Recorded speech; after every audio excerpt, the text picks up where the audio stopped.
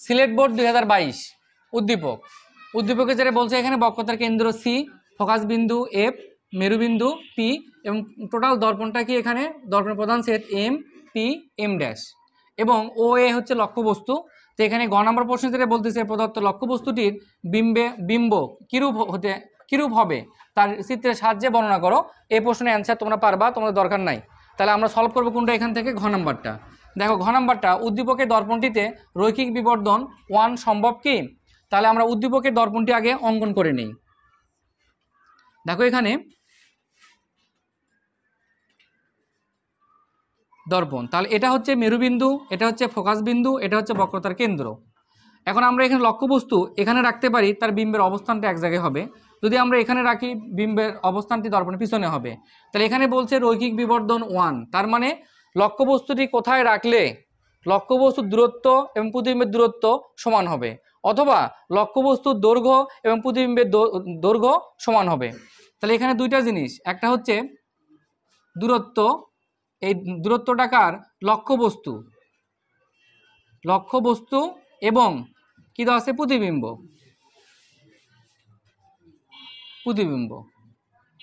তাহলে এই দুই জিনিসটা যদি কি হয় সমান হয় তাহলে তার রৈখিক বিবর্ধনের মান হবে কত? 1। অথবা এখানে দেখো লক্ষ্যবস্তুর দৈর্ঘ্য এবং প্রতিবিম্বের দৈর্ঘ্য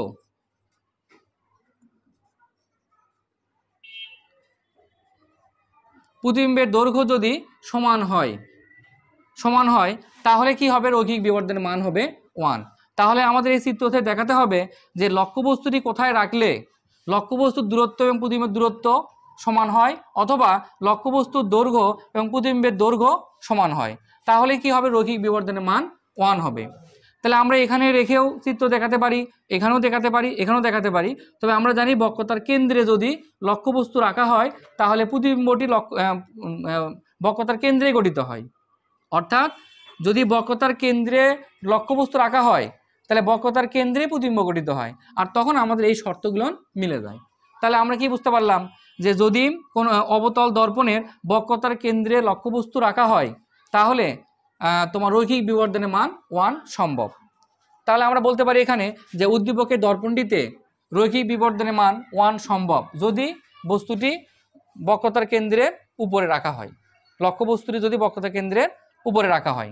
তাহলে আমরা দেখি এখন প্রথমে লিখে নিবা, এখানে অ্যান্সারে লিখে নিবা এখানে উদ্দীপকে উল্লেখিত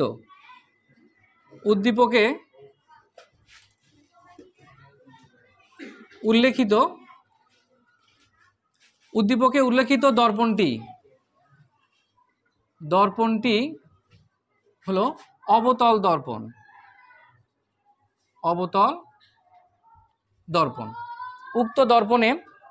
উক্ত দর্পণে রৈখিক বিবর্ধন সম্ভব।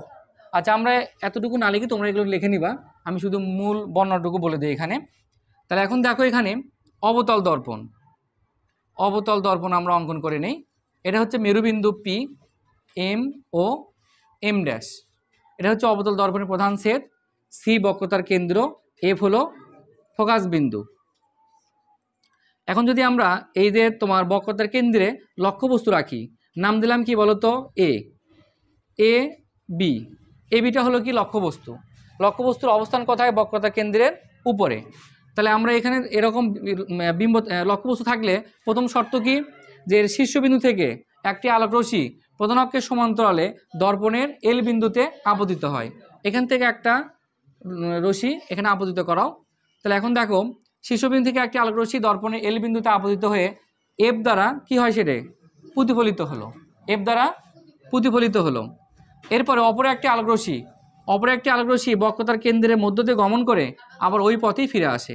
তাহলে এটা হচ্ছে আপতিত, এটা হলো কি? প্রতিফলিত। আর এটা আপতিত, এটা প্রতিফলিত।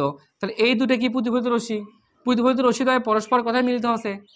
এ ড্যাশ বিন্দু হতে প্রধান অক্ষের উপর যদি আমি এ ড্যাশ বি ড্যাশ লম্ব অঙ্কন করি, তাহলে এই যে এ ড্যাশ বি ড্যাশ হলো প্রতিবিম্বের দৈর্ঘ্য, আর এ বিটা হলো কি? লক্ষ্যবস্তুর দৈর্ঘ্য। এখন দেখো এই দুই দৈর্ঘ্য কিন্তু সমান। আবার আমি দূরত্বের কথা চিন্তা করলে যদি পি থেকে দূরত্বের কথা চিন্তা করি, যে পি থেকে যেখানে যত দূরত্বে লক্ষ্যবস্তু আছে ঠিক পি থেকে তত দূরত্বে প্রতিবিম্বও আছে। তাহলে এখানে আমরা কি দেখতে পারলাম, এখানে প্রতিবিম্বের দূরত্ব এবং লক্ষ্যবস্তুর দূরত্ব সমান। আবার আমরা দৈর্ঘ্যের কথা চিন্তা করলে প্রতিবিম্বের দূরত্ব এবং লক্ষ্যবস্তুর দূরত্ব সমান, দৈর্ঘ্য সমান। এখানে আমরা ধরে নিতে পারি যে এখানে ধরি এখানে দেখো লক্ষ্যবস্তুর দৈর্ঘ্য এ বি সমান ধরে নিলাম এক্স, এবং প্রতিবিম্বের দৈর্ঘ্য এ ড্যাশ বি ড্যাশ এটাও সমান কি এক্স। যেহেতু এটা সমান, একই সমান, অতএব রৈখিক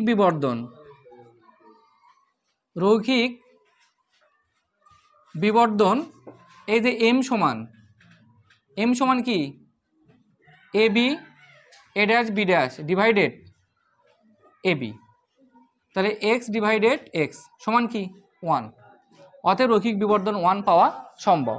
আমরা এখানে যেটা লিখলাম দৈর্ঘ্য না লিখে কি লিখতে পারি আমরা বলতো দূরত্ব, যে প্রতিবিম্বের দূরত্ব এখানে ইউ, আবার এখানে লক্ষ্যবস্তু দূরত্ব ভি, আর ভি এবং ইউ দুটো সমান, নির্দিষ্ট মান ধরে নিতে পারি যে ইউ সমান এক্স, ভি সমান এক্স। তখন আমরা এভাবে রৈখিক বিবর্ধন এম সমান একইভাবে সূত্র বসাবো, যে এখানে এক্স এক্স কাটাকাটি হয়ে কি থাকবে 1। তাহলে আমরা কি দেখলাম এখানে, যে এখানে তোমার উদ্দীপকের দর্পণ অর্থাৎ অবতল দর্পণে তোমার রৈখিক বিবর্ধন 1 সম্ভব। অফ করে দাও।